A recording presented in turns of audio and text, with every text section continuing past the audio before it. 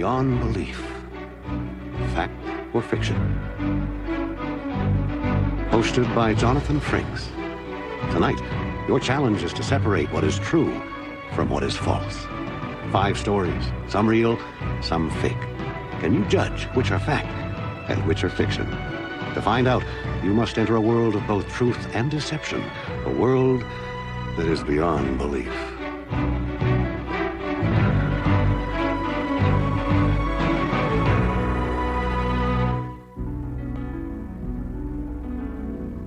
An interesting lesson in perspective. Take a look at the normal-looking man in the background and the miniature, childlike figure in the foreground. Is it possible they're really the same size? It's not only possible, it's an absolute fact. But sometimes, facts can appear to be falsehoods, and vice versa. So will you be able to determine which of our stories are true and which are false? We'll tell you which are which at the end of the show. And remember, it's not an easy challenge. But then again, that's where we separate the men from the boys.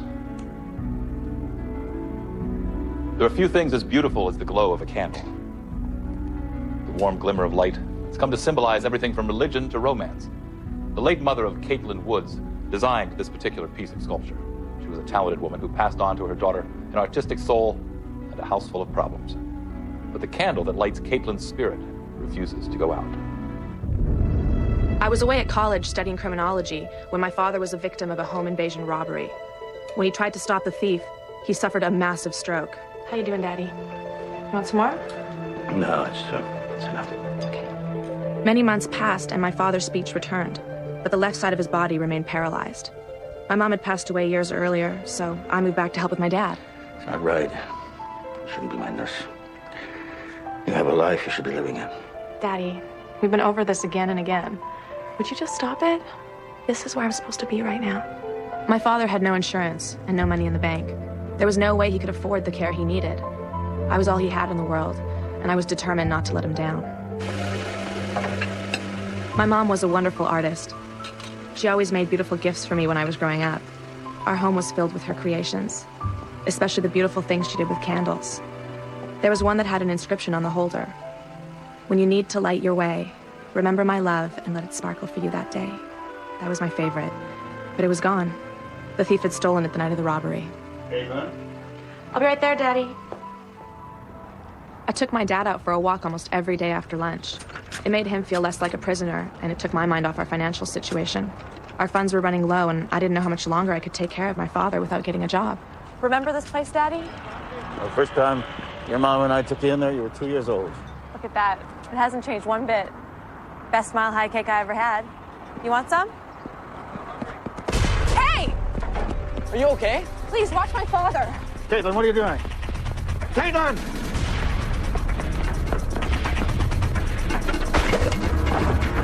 Something strange came over me. Something that made me throw all caution to the wind.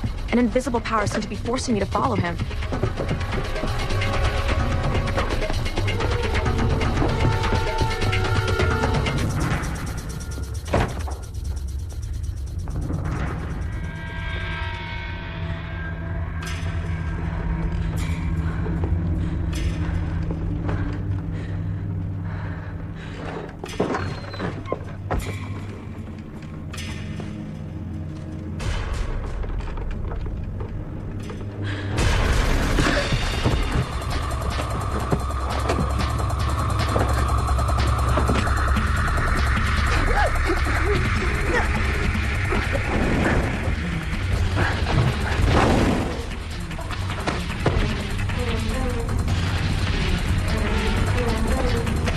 I don't know how the fire started, but it made the thief run away.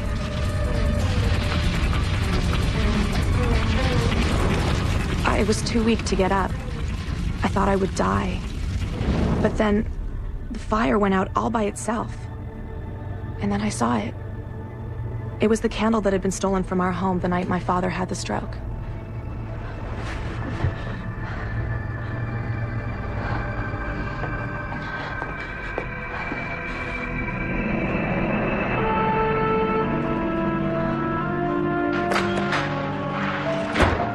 Thank God you're all right. I'm so sorry, Dad. Don't ever do that again, Caitlin. Look what I found. It's the candle your mother made you. Yeah, the junkie who stole my purse must have been the same guy who robbed the house.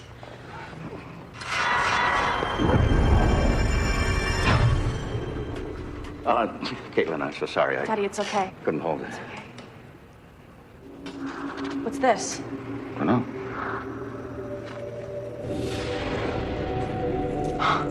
Daddy, it's a diamond necklace. So that's where she put it. What? This necklace belonged to your grandmother. Your mother was going to surprise you with it on your birthday. She never did tell me where she hid it. Sounds just like Mom. I searched everywhere for this necklace. I never did find it. Now I understand what Mom's words meant. When you need to light your way, remember my love and let it sparkle for you that day. I had the necklace appraised, and we were shocked to find out it was worth almost $100,000. The necklace made it possible to hire qualified help to look after my father. He continued to recover, and with his therapy, he's now almost back to normal. And I was able to go back to school and finish my law enforcement degree. My mother's candle did light the way. What's at play here? It's of course possible that the same person who robbed Caitlin's father also stole her candle. But who lit the candle during the struggle? And why did the fire that saved Caitlin's life go out so quickly? Was it a sudden gust of wind? Or the spirit of Caitlin's mother watching over her? Does this story seem to be the result of calm, reasoned, factual research? Or is it the product of devious writers who are burning the candle at both ends? We'll find out if this story is true or false at the end of our show. Next, a detective encounters the strangest witness of his life on Beyond Belief, Fact or Fiction. Nature has provided flowers with many attributes. Their beautiful appearance, their fragrant smell, their delicate feel, and nothing adds to our sense of well-being more than a perfectly placed flower arrangement. Detective Russ Parker is not a man who fusses over petunias. He's a hardened veteran of the force whose only use for a flower is to hide a wiretap inside. But he's just been called to investigate a death in a flower shop, and there's a familiar fragrance in the air.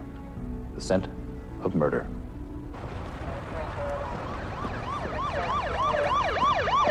I've been working the murder beat in Tacoma for the past 15 years. Step back, folks. Watch the tape. Thought I'd seen just about everything, but the homicide at Saito's Garden Works turned out to be the strangest one yet. What do we got? Male, Asian, about 60 years old, owns a shop. And, got no witnesses. My partner, Dean Santoni, came over to homicide after only a couple of years with the department. He had a college degree, something I didn't have. He also had wild ideas, but I liked him. Oh, man, I just remembered. What's that? Oh, I gotta get my wife some flowers. It's her anniversary tomorrow. Oh, congratulations. There he is. His nephew found him like this morning when he came in for work. Any calling cards here, Bernie? Well, the hose is clean. In fact, the whole scene is clean. Yeah, the killer was probably wearing gloves. No kidding. You learned that in college? The guy put up quite a struggle. Whoever did it finally finished him with the garden hose, crushed his windpipe. The cash register was open, and all the money was gone. So we got a robbery that got out of hand. Not surprising. This whole neighborhood's gone downhill. The transients, it's a shame. Used to be a decent place to live. But not anymore. Who'd you say found him? His nephew. Yeah, he's pretty shook up. It's so horrible. I love my uncle. He was like a second father to me. He took me in and he taught me the business. Did he have any enemies? Everyone loved him. Everybody except the killer. Listen, if you can think of anything that might help, give us a call. Thanks. We're, sorry for your loss.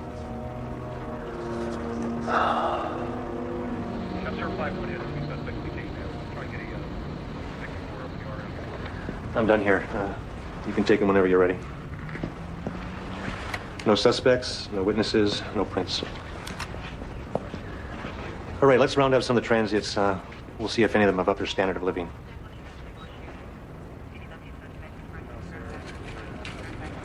I have a better idea. Why don't we put together a lineup? Lineup? How do we have a lineup if we don't have any witnesses? The plants were here. The plants? Yeah. When I was in college, I took a biology class with a professor named Comstock. Now, he was, well, he was a little out there, but he had this theory that plants have the same emotions and reactions that we do. Where are you going with this? I know it sounds crazy, but Comstock hooked up a plant to a polygraph machine and exposed it to all kinds of different violent acts, like boiling a lobster alive. The needles went nuts. I saw it myself. The plant felt the lobster's pain. You're kidding me, right? You're telling me these plants know we're talking about them right now? All I know is what I saw. And the experiment worked.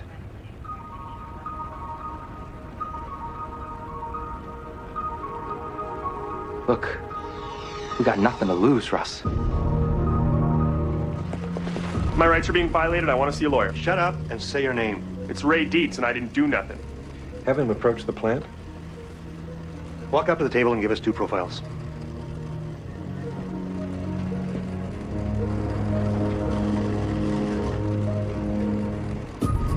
All right, get back in line. Next man, same routine.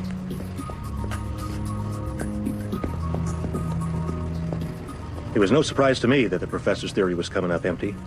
As I figured, there was no unusual movement on the polygraph machine. Okay, that's good. That was the last one. You sure your machine's hooked up properly, Doc? Yeah, it's hooked up right. Well, maybe one of your leaves was having a hard time remembering. Hey, what's going on? I saw the lights. Nothing, just a little experiment. Russ.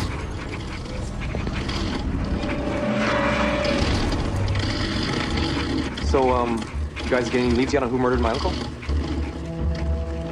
Yeah, actually we did. A real good one.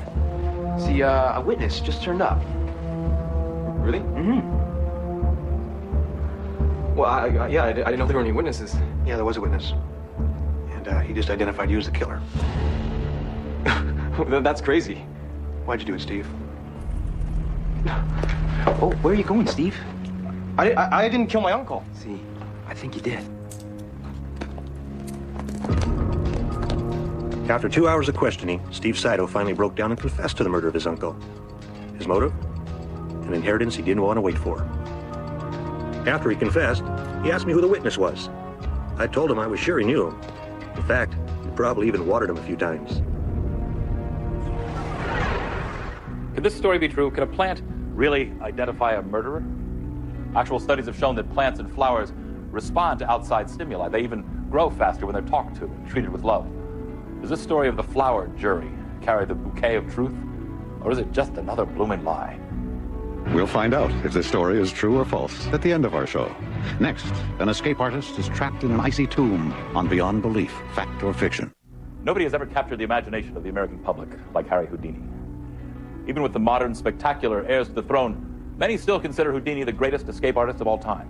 Of course, in his own day, Houdini had his imitators and competitors, but the only ones who came close were Leonard and Philip Kirby. As we join their story, they're so sure of themselves, they claim they can escape from anything, including their fate.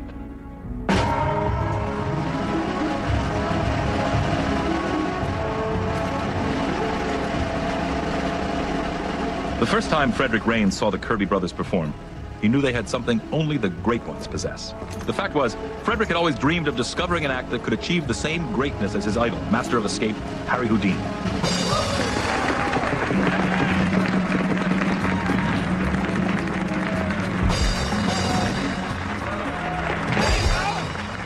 But he never expected it to be 2 Houdinis. Frederick took the Kirby brothers under his wing, becoming both their mentor and manager. Unfortunately, he was only able to get the brothers sporadic bookings. All the public wanted was to see Houdini, who in 1925 was at the pinnacle of his success. In spite of all that, word was getting out that the Kirby brothers could escape from anything, and no one could figure out the secrets of their death-defying stunts.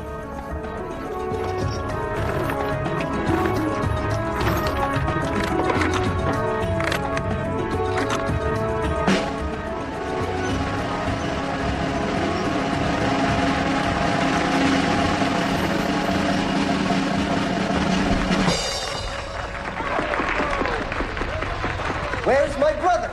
I'm right here, Leonard. While the brothers' abilities were truly amazing, there was a dark rumor surrounding them. It was said that they had a curse on their heads, put there by a gypsy from a little-known town in East Europe. As punishment for stealing the gypsy's secrets, one of the brothers would die while performing an escape. Houdini this, Houdini that. I'm so sick of the great Houdini. Calm down, Leonard. I won't calm down. But he's holding us back. He's a great artist, Leonard. He's earned his acclaim. What are you saying? That we're not as good? Of course not. Would I be here if I believed that? buried alive. I mean, we can do this trick. We can do it faster and better. Leonard, what's the point? If we just keep duplicating Houdini's tricks, we'll never get out of his shadow. Philip's right.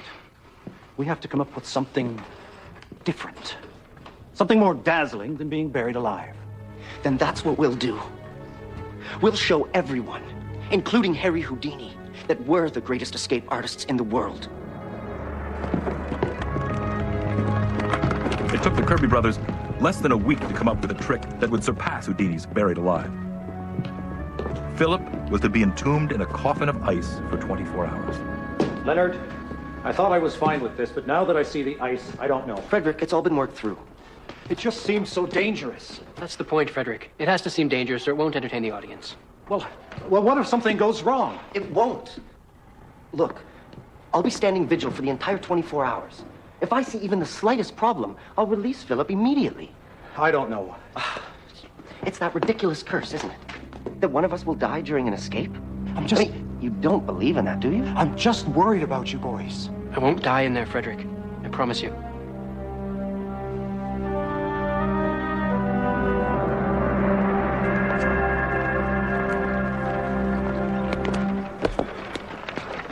Ladies and gentlemen, you are witnessing something that has never been attempted before.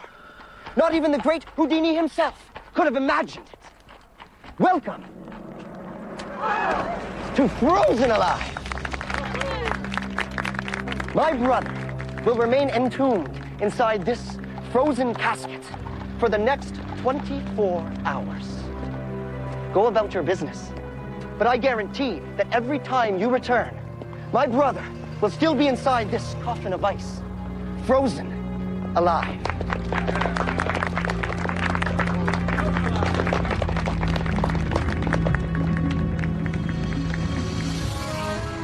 The first few hours passed quickly, and Philip seemed to be doing fine. There was no evidence of the curse. With only 2 hours left, the Kirby brothers were about to make history. And then, something went terribly wrong. Help me. Help me. Are you all right? Help me. What is it? Help me. We have to get out. What's wrong? It's the curse. He's gonna die in there.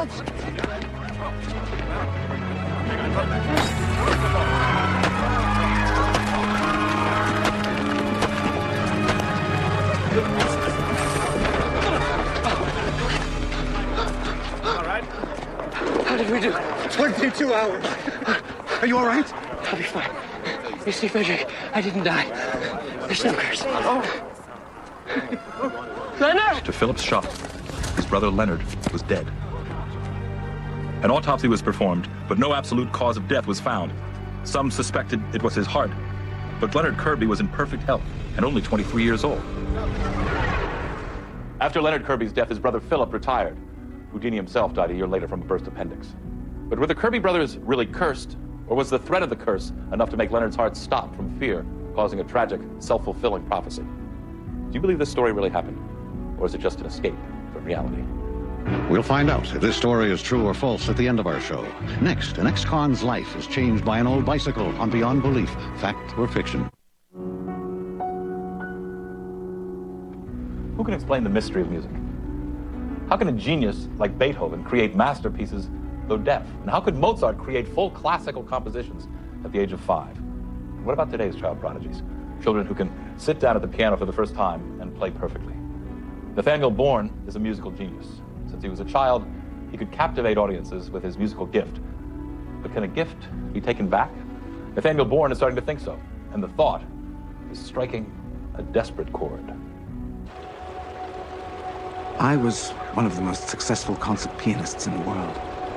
Everyone knew the name Nathaniel Bourne. I made my debut when I was only 11 at Carnegie Hall with the New York Philharmonic under Leonard Bernstein. I played Chopin's Piano Concerto No. 1 in E minor. It brought tears to Bernstein's eyes. The next 22 years of my life were like a dream. I sold millions of records and played in all the great concert halls. And then something terrible happened. While playing my signature Chopin concerto, I became frozen. It was an artist's greatest nightmare. Somehow I had developed a creative block and could not play. You shouldn't be sitting outside in the rain like this, Nathaniel. I'll get sick? Doesn't matter. Don't be like that. Let's go inside where it's warm. I built a fire.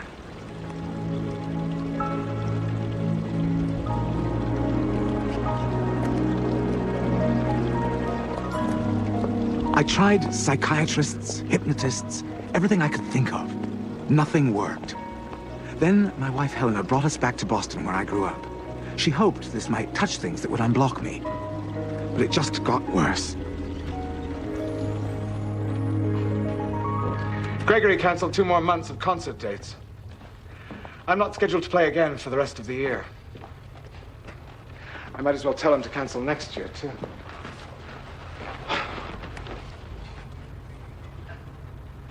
Why don't you call Martin Schiller? Martin Schiller? Why? He was your first teacher, and you always spoke so fondly of him. Perhaps he could help. Martin. Martin was quite a character. I haven't seen him in years. I think the last time was at Lincoln Center. Yes, I remember. He wore a red bow tie with a tuxedo. You know, Martin first started teaching me when I was 5 years old. Martin always came exactly at 5 o'clock on Saturday. He'd bring a piece of chocolate, and he'd tell me, as soon as the lesson is over, you may have the chocolate. I honestly believe I used to play better just knowing that piece of chocolate was waiting for me. He must have been a wonderful teacher. He was.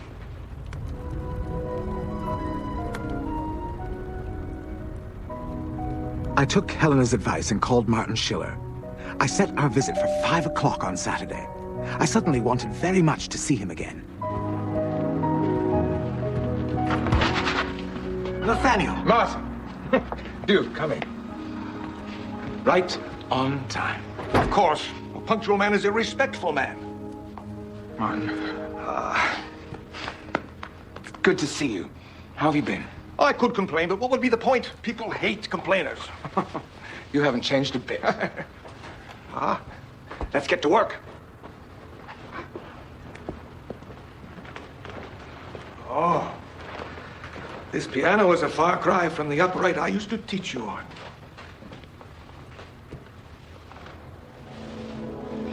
As soon as our lesson is finished, you may have this chocolate.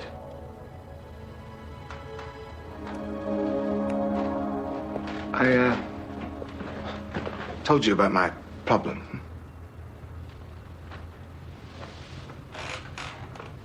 Sit.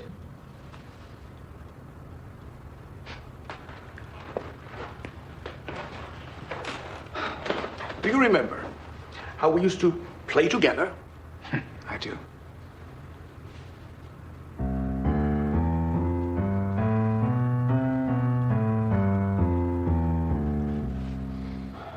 Play? Even though it was just simple scales, something inside me was making it impossible. I'm sorry, Martin. I can't. Nonsense. The chocolate is waiting for you.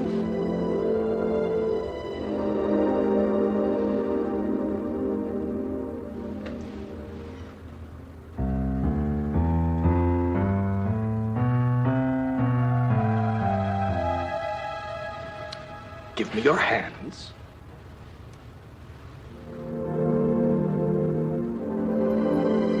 There was an energy coming from Martin's hands that I felt throughout my entire body.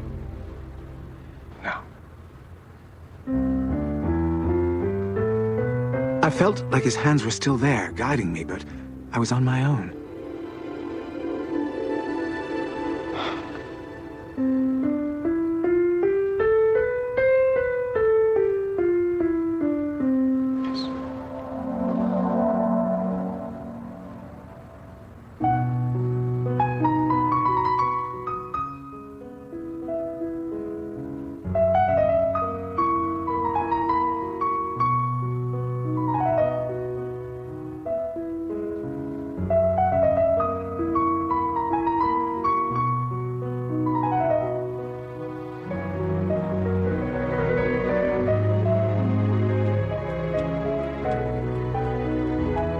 It was impossible to measure the sense of gratitude I was feeling for Martin.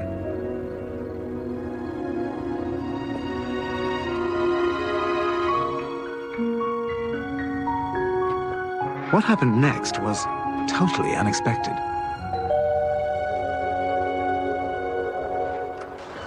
Hello. Hello, Mr. Bourne? Yes. We've never met. I'm Martin Schiller's son, Stefan. Ah, you just missed your father. He left moments ago. That's impossible. I came over to tell you why he missed his appointment with you. My father passed away in his sleep last night.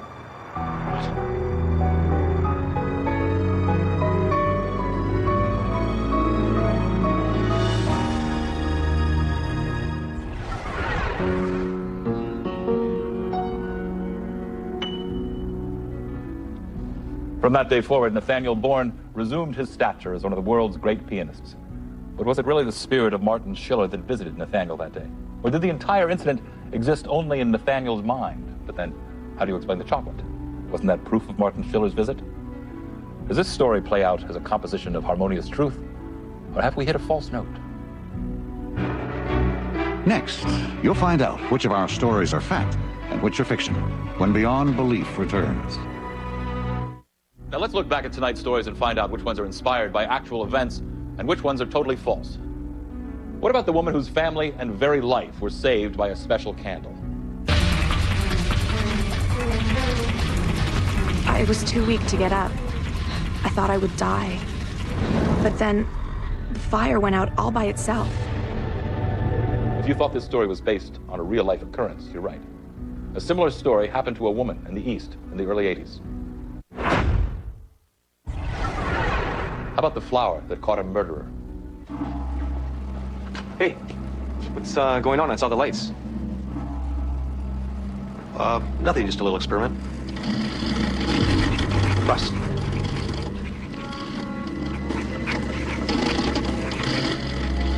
So, you guys get any leads yet on who murdered my uncle? This one has to be false, right? Wrong. Our research shows a similar incident happened in the New York area in the late 70s. What about the escape artists who couldn't escape their terrible curse? I'll be standing vigil for the entire 24 hours. If I see even the slightest problem, I'll release Philip immediately. I don't know what. It's that ridiculous curse, isn't it? That one of us will die during an escape? I'm just... I mean, you don't believe in that, do you? I'm just worried about you boys. I won't die in there, Frederick.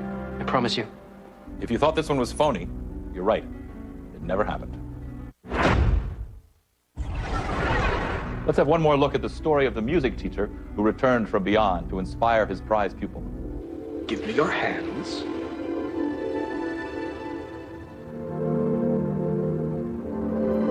There was an energy coming from Martin's hands that I felt throughout my entire body. Now.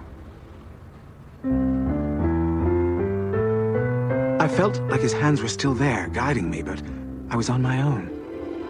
Did a similar story to this one take place? Perhaps. But this one has been made up. Truth and fiction. They often seem to be two sides of the same coin. And when that coin is spun, is the result fate, luck, or a combination of the two? Is it possible to determine the fake from the real, or are we dealing in a realm that is truly beyond belief? I'm Jonathan Frakes. The true stories on tonight's show were based upon first-hand research by author Robert Tralins. This is Campbell Lane.